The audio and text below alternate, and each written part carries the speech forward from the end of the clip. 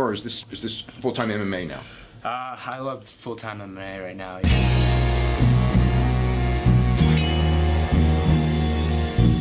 Back to the daily grind, and shout out to the full-time patrons. Make sure to hit subscribe if you're new and hit thumbs up if you're not a baby back bagel biting bitch boy, cause you know what time it is. It's full-time MMA.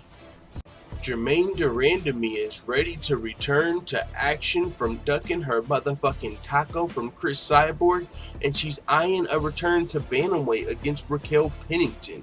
Now, with that being said, I mean, this is, I don't even know. I mean, there's a lot of ways we could go here, to be honest. Germaine De Randamie was fighting at featherweight. Both her and Holly Holm fought for that inaugural featherweight title. Germaine De Randamie was stripped when she didn't want to agree to fight Chris Cyborg, and now she's coming back down to bantamweight. So it's like, was she even really a featherweight? You know what I'm saying? What's going on with this featherweight division? But I guess that's another topic for another day.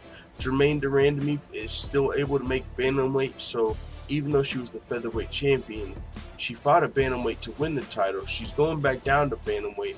So she's a featherweight champion on her resume, but I don't know if she's really a featherweight champion. You know what I'm saying? Like, she's on paper, but you know what I'm saying? So that's another topic for another day.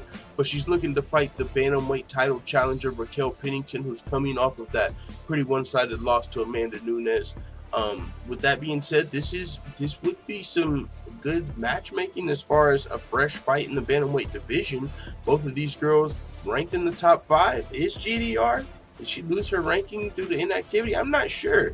She's been out for a while since winning that featherweight title. So, with that being said, she took to Twitter, and that's where she called out Raquel Pennington. She said, "Looking forward to getting back to the UFC octagon. It's been too long. Raquel Pennington, waiting on you. Let's do this." So it sounds like she might have been sent an actual contract from the way she worded that. You know, waiting on you, Raquel Pennington. Looks like Germaine De Randamie might have signed her part, maybe just waiting to see if Raquel Pennington is willing to accept. So yeah, I would like to fight if it got scheduled, but I know Germaine De Randamie's got a little bit of splaining to do as far as the whole featherweight situation, but she kind of did. She said she didn't want to fight Cyborg, who had failed a drug test, but she had multiple different excuses, and it's like, I don't know about that excuse. There's a lot of fighters that have failed drug tests for different reasons, and that's not an excuse to, you know, not fight them ever, especially when you got them passing USADA drug tests. Chris Cyborg is one of the most tested female featherweights in the UFC. Gotcha. She's one of the only female featherweights in the UFC. No, but she is. She's passing her USADA test, so you can't hold a drug test that she failed fucking 5 years ago outside the UFC before USADA. Could have been a diuretic. You know what I'm saying? Whatever it was. 5 years ago, before USADA, that's when it happened. Now you come in and say, oh, I don't want to fight her because she used steroids sometime in the past. Like, what? You realize if men, like, said that because they've been fighting longer, and I'm just, you know, I'm talking about the men's heavyweights and stuff like that.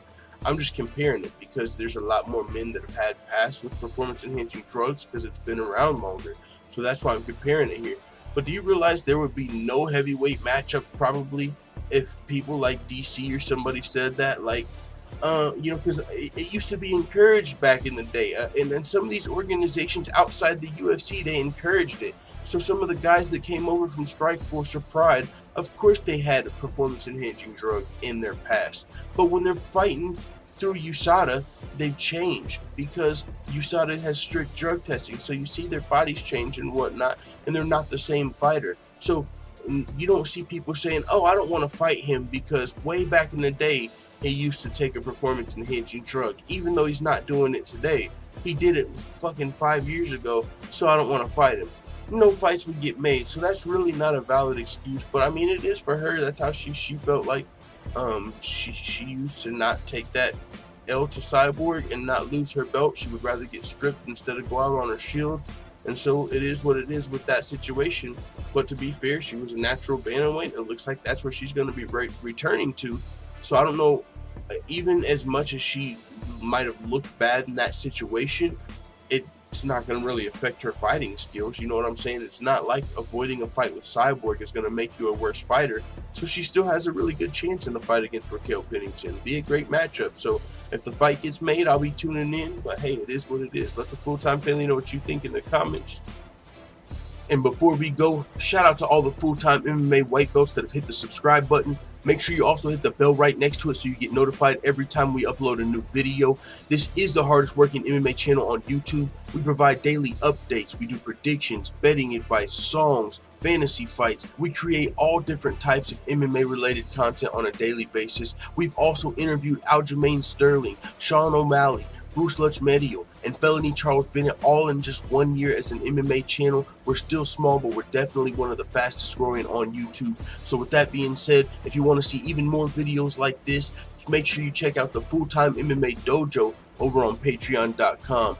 There's more free videos over here, and you can also learn more about where this channel came from and see the goals of this channel as we continue to grow. So with that being said, whether you're a long-time subscriber or just a new person watching this video, I appreciate it. And we recently just got approved as an Onnit affiliate, so we got what you need. Whether you're trying to think clearer, work out harder, or sleep better, check the links in the description for a 100% free trial of Alpha Brain, Shroom Tech Sport, or a New Mood. I'm telling you, we got what you need. Links are in the description. See you on the next video.